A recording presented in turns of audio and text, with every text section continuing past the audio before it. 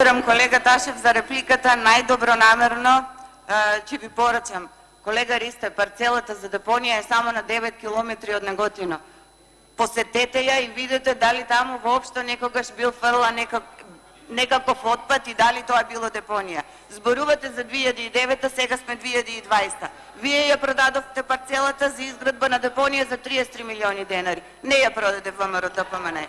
Зборувате дека градоначалникот ги слушнал интересите на граѓаните. Не ги послуша интересите на граѓаните. Кога увиде дека се собраа подписите, а правевте напори да не се соберат потребните подписи. Вашите активисти одеа од врата на врата. Со уцени и со закани и со притисоци на членови и активисти, на членови и активисти од Социјалдемократскиот сојуз дека ќе го загубат своето работно место доколку излеза да се подпишат. Толку од демократијата во Неготино, толку од демократскиот градоначалник. Проблеми имаше за собирање на подписи, вие бевте дрски и безобразни, но се надевавте дека подписите нема да бидат собрани. Референдум во Неготино ќе има.